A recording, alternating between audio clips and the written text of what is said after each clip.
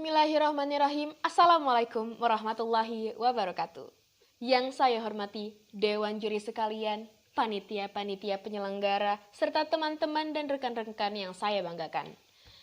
Pertama-tama, izinkan saya untuk memperkenalkan diri. Nama saya adalah Fakira Lahen Siregar dari SMA Islam Darussalam dari tim pembicara pertama pemerintah.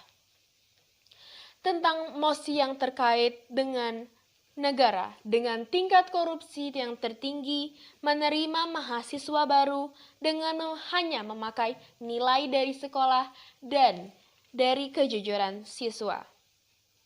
Pendapat saya setuju dengan hal tersebut terkait dengan kejujuran siswa.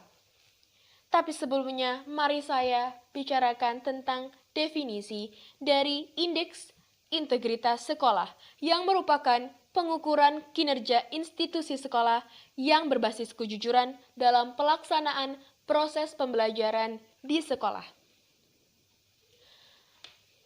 Lalu, mari kita bicarakan tentang fakta berupa korupsi.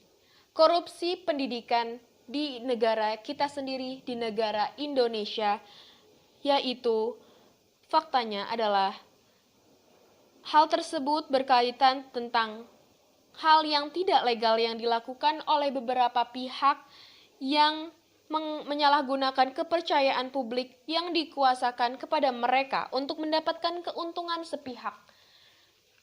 Maka dari itu dapat kita simpulkan bahwa hal tersebut berkaitan tentang penyogokan. Penyogokan berupa uang, berupa jasa, dan lain sebagainya. Korupsi tersebut juga dapat berupa tentang soal, jawaban, dan nilai. Hal tersebut dapat kita ketahui dari nilai yang hanya berupa angka dari secari kertas. Hal tersebut tentu saja menuai banyak sekali kontroversi. Hal tersebut, nilai yang hanya berupa angka tentu saja dapat disalahgunakan oleh beberapa pihak. Saya tidak akan menyebutkan beberapa pihak tersebut, tapi hal tersebut tentu saja berkaitan tentang integritas, kejujuran. Integritas tersebut seperti yang saya sampaikan tadi, hal tersebut berupa moral serta tindakan-tindakan serta prinsip-prinsip, ekspektasi-ekspektasi, dan berbagai hal yang dihasilkan. Orang berintegritas berarti memiliki pribadi yang jujur dan memiliki karakter yang kuat. Karena kejujuran merupakan hal yang pertama yang harus kita dapatkan berupa moral. Karena di Indonesia sendiri tentu saja kita dilarang untuk berbohong. Karena berbohong dan korupsi merupakan hal yang sangat bertolak belakang, yang dapat kita simpulkan bahwa kejujuran siswa dapat dinilai lagi, bahwa ketika kita menerima mahasiswa baru tentu saja kita membutuhkan banyak sekali kejujuran siswa agar mendapatkan hasil yang lebih baik lagi. Karena hal tersebut dapat berkaitan dengan dampak. Ketika kita berbohong, maka dampak yang akan terjadi adalah tentu saja banyak pihak yang akan mendapatkan dampak negatifnya. Bagaimana tidak? Bagaimana tidak? Karena hal tersebut berkaitan dengan kebohongan. Kebohongan sendiri merupakan hal negatif yang terjadi di masyarakat sendiri. Jadi menurut saya ketika kita berbohong, maka ke belakangnya kita akan mendapatkan dampak yang lebih negatif lagi. Tapi apa sih sebabnya? Bagaimana bisa orang lain itu membuat suatu kebohongan agar mendapatkan prestasi yang lebih baik lagi? Saya mendapatkan riset bahwa 31% orang tua di Indonesia menginginkan anaknya menjadi dokter. Sedangkan dokter sendiri, perguruan tinggi di Indonesia, rata-rata kedokteran sangatlah tinggi. Sedangkan orang tua ingin sekali menjadikan anaknya seorang dokter. Hal tersebut berkaitan dengan korupsi. Bagaimana tidak? Nilai dapat sangat diubah dengan secari pulpen yang bisa dilakukan oleh banyak sekali pihak. Lalu, mari kita bicara tentang akibatnya.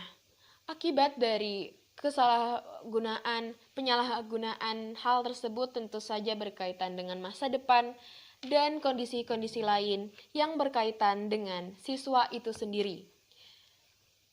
Tapi kita tidak akan membuka hal tersebut besar-besar, karena saya setuju dengan kejujuran siswa, kita bisa menerima mahasiswa. Maksud saya, mahasiswa dapat diterima dengan kejujuran siswa dan nilai-nilai dari sekolah. Tentu saja, selama kita 3 tahun sekolah di SMA, tentu saja kita mendapatkan nilai-nilai yang gak semuanya pasti ada kebohongannya. Pasti banyak sekali kejujuran-kejujuran yang dapat kita dapatkan dari SMA itu sendiri. Karena kita juga 3 tahun belajar di sana, tentu saja kita mendapatkan banyak sekali ilmu-ilmu dan banyak sekali hal-hal yang kita dapatkan. Jadi, menurut saya, hal tersebut saya setuju. Nah, tetapi Dewan Juri sekalian, izinkan saya untuk mengutarakan fakta-fakta terkait dengan korupsi itu sendiri. Korupsi di Korea. Hal tersebut berkaitan dengan penyogokan dari beberapa pihak, dari beberapa public figure, pejabat publik, baik politisi maupun pegawai negeri, serta pihak lain yang terlibat dalam tindakan itu sendiri. Hal tersebut berkaitan dengan pejabat-pejabat yang memiliki banyak uang, serta mendapatkan hal yang lebih, serta mereka menyalahgunakan kepercayaan publik itu sendiri. Maka diakibatkan mereka membeli jawaban atau membeli soal tersebut dan akhirnya mereka menyalahgunakan hal tersebut. Jadi menurut saya hal itu sangat tidak dibenarkan. Ya, sekian, terima kasih atas waktunya. Billahi taufik wal hidayah. Wassalamualaikum warahmatullahi wabarakatuh.